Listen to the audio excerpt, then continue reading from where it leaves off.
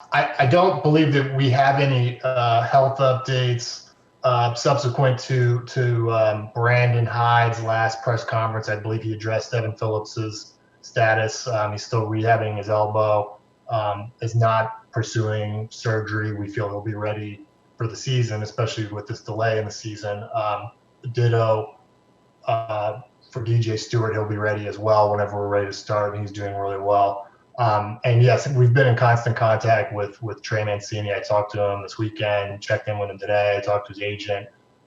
He's doing well. He's got a major procedure and a major life event, and the recovery is a long one and it's a serious one. But his health status, personally, the way that the operation went, and the kind of demographics, age-wise and health-wise, that he resides in going into this puts him in a really good spot to make 100% recovery, both from a general health standpoint, but also a baseball sense. But it is going to take some time.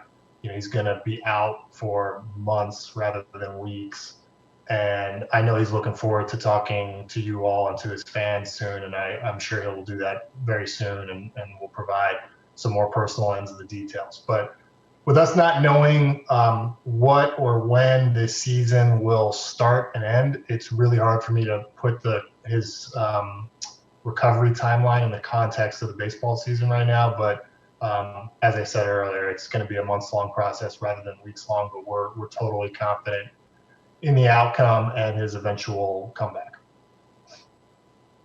We're trying to look on the bright side of being able to take advantage of some of this time without games to hit the speed up button on some big picture projects that we had anticipated taking longer, or that are usually confined to the off season, because during the season you kind of have this day-to-day flow of issues that land on your desk, and amongst those are building our internal scouting and information analytics database, which we have really ramped up and is basically up to industry standards at this point already, we believe.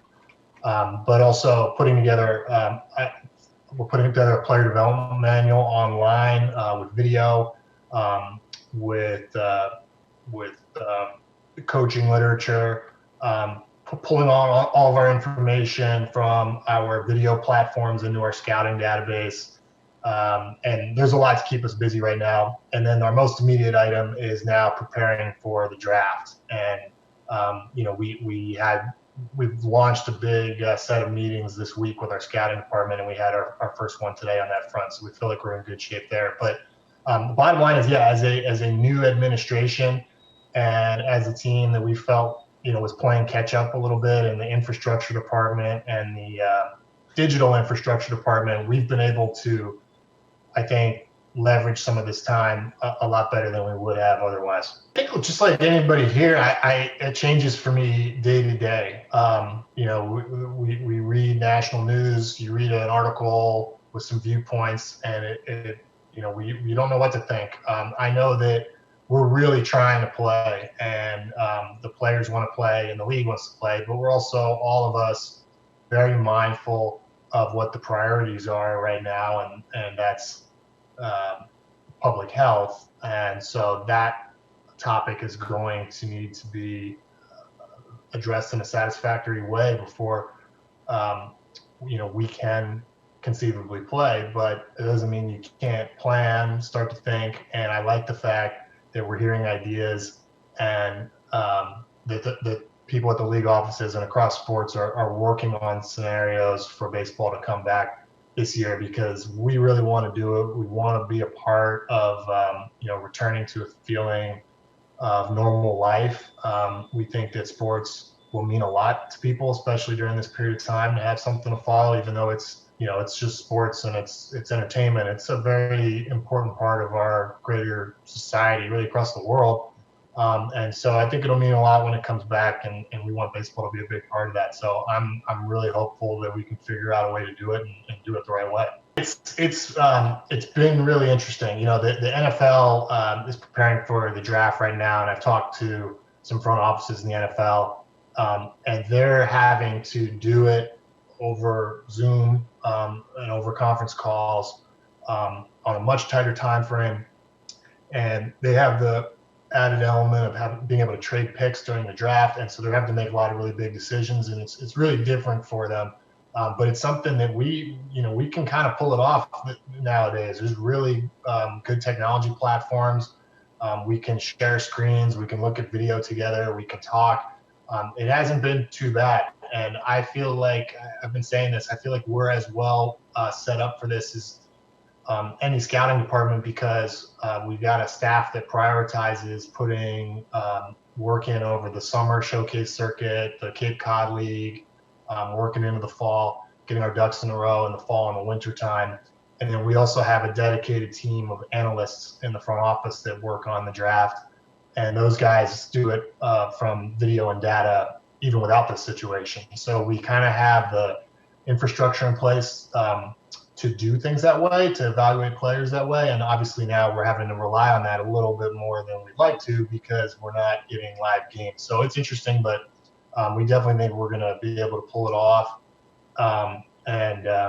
It's not like we're in foreign waters in terms of evaluating players this way. In terms of certain guys in the draft, I on paper you would think so. We'll see. I mean, it's going to be tough for colder weather players to get noticed this spring if they didn't make an impression this summer or fall. With a shorter draft, conceivably it might be fewer high school players that sign. But when you look at the statistics of the draft, it's almost like 90% of the high school players that sign end up going in the top 5 rounds anyway. So if we only have a 5-round draft, maybe it won't look so much different. So we'll just have to see. But yeah, it's hard to think that this will be exactly the same as other draft patterns. I think our first choice, all of us, will be to play with fans somewhere, and up north versus down south, I think we'd all prefer to be at home, but this isn't a normal situation. So we're going to have to presumably take what we can get. And if something like that, as we've been reading about, if that's what comes first, I would think our spring training facility will be able to host Major League Baseball. We do it in March and February under normal circumstances, but that's all just speculation right now. I'm reading about this stuff in the media like you guys. We kind of have a long-standing habit in Major League Baseball of we have committees, general manager committees, scouting director committees, and those who are on committees will have teams underneath them that they field the various people's opinions and report it back up the food chain. And so that system already exists and it's being used. The problem is we just can't make a lot of decisions just because we don't know what the circumstances are, and that's totally to be expected right now. I mean, well before we get to sports, there are a lot of other things that need to be decided. So we're all kind of game planning speculatively. The only thing we really know is that we're going to have a draft, and so we can prepare for that with some certainty because of that. But in terms of what and when major and minor league baseball looks like, it's too early to plan. We have general manager committees where we're able to share ideas. There are baseball operations employees at the commissioner's office that are working on this in conjunction with the union. But I just don't think we've gotten to the point yet where they'll start kind of polling our opinions about certain items. They have done so as pertains to the draft, but like I said, we kind of know when the draft is going to take place and have a parameter of what that's going to look like. So I expect when things start to clarify in terms of the season that there will be some more formal club to league opinion polling and input. Well, it doesn't seem like, so one thing that we've been told in the agreement that occurred between the Players Association and the league is that if you're not drafted however long the draft is. If you're not drafted, your bonus, if you were passed over in the draft, will be capped at $20,000. So that will probably eliminate a large portion of players from signing that way, and a lot of guys will see fit to re-enter the draft, I would expect. So that'll probably limit the use of that strategy. I mean, assuming we do have a shortened draft, which all indications are it will be shortened somewhat. We're not thrilled about that because we are trying to fill our minor leagues.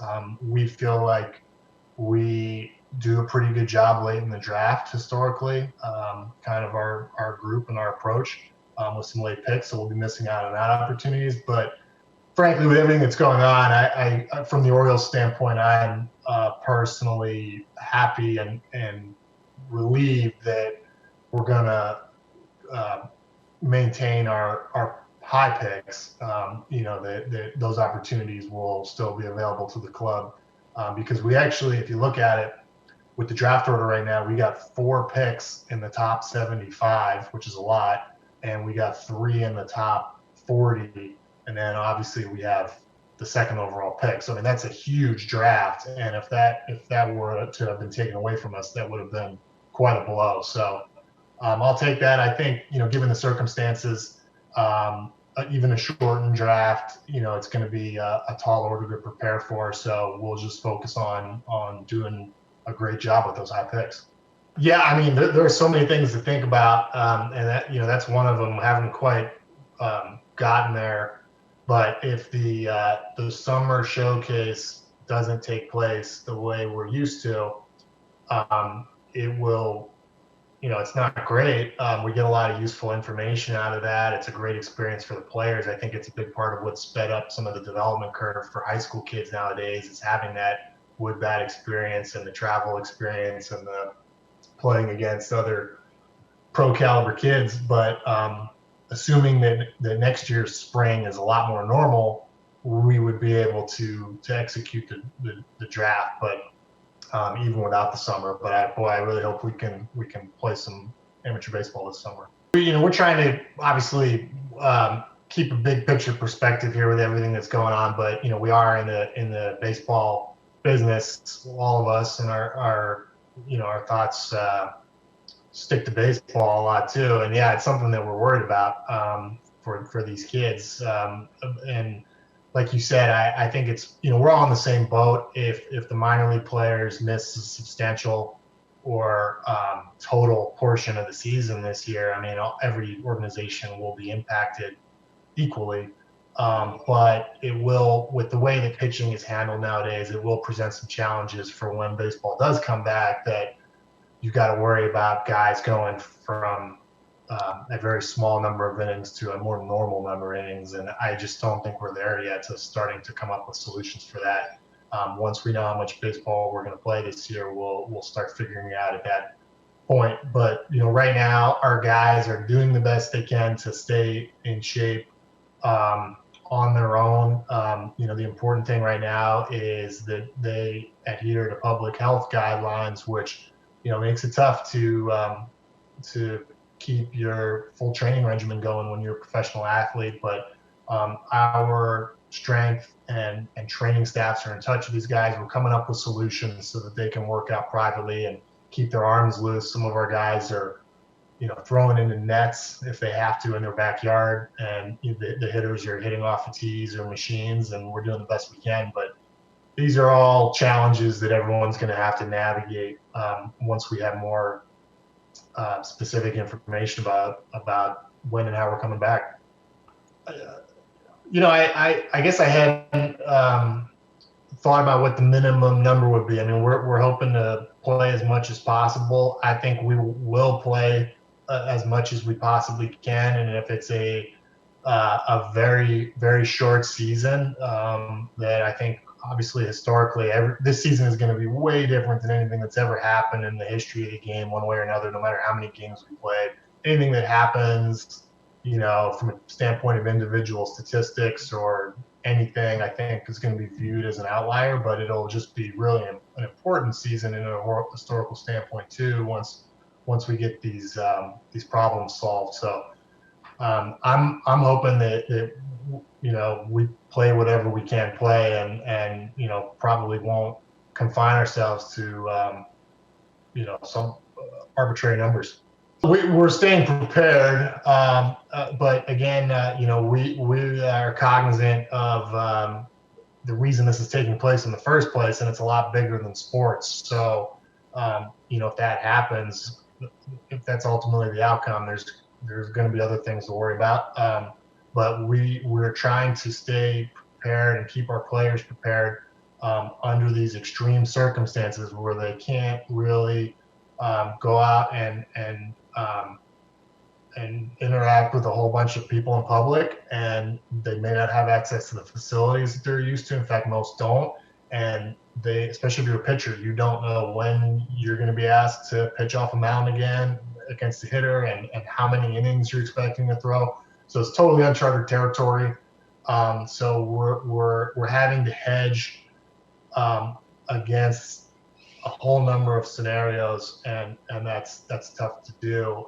If we end up not playing at all, which none of us want or expect, there's not much you need to do to prepare for that. So we're just trying to keep the mindset of we're going to play.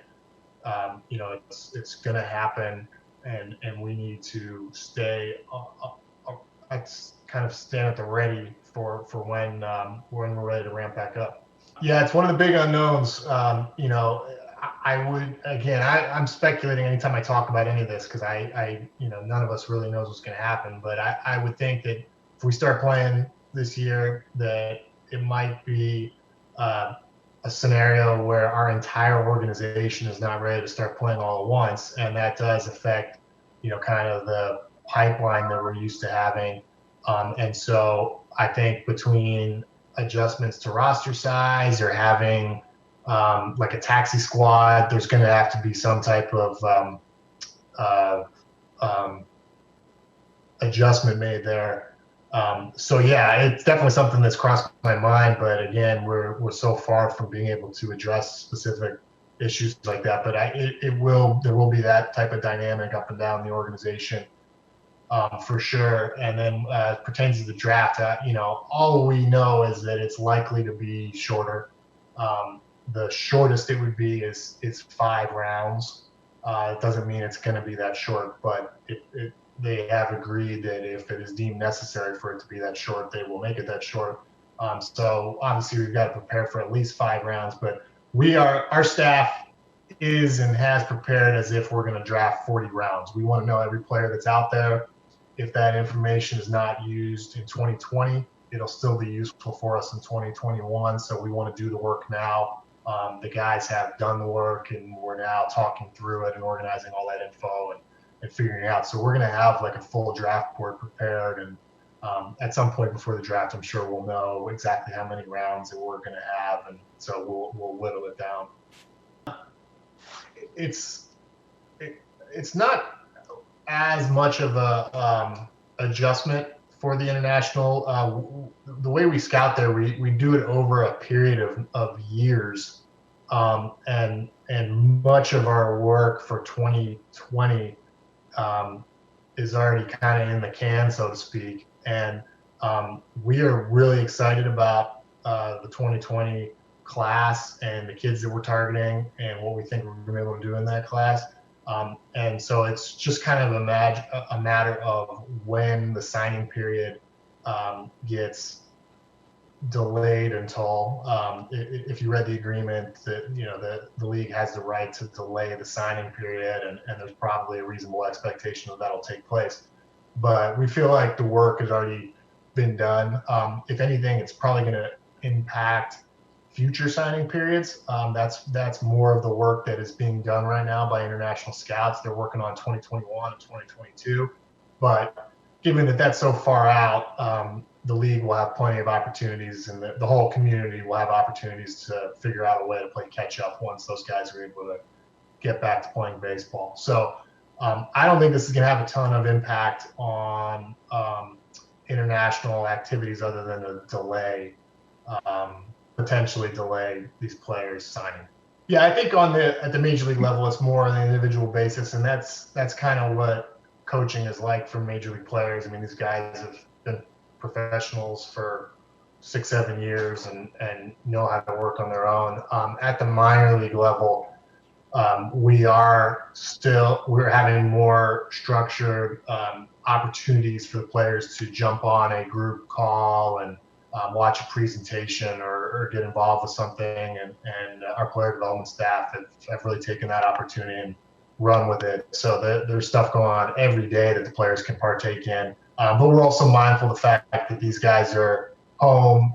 They're in strange situations where they might not have the time or the resources that they're accustomed to. So, I mean, these things are optional, but all of our coaches from the major league level to the minor league level are staying on top of and staying in touch with their players on a regular basis. Yeah, I mean, we're kind of taking it as it comes. I mean, obviously, this is going to have a major impact on the business of Major League Baseball on a number of levels. We all understand that and, recognize that it's already had an effect. I mean, they've lowered the amounts of the draft, and the players and the owners have come up with a different agreement for this year. So we're seeing those effects. But again, until we know when we're going to play and how much we're going to play and what that's going to look like, it's hard to really map out the totality of that impact. But this is touching almost every person, every business across the world right now, and certainly baseball is not going to be exempt from that.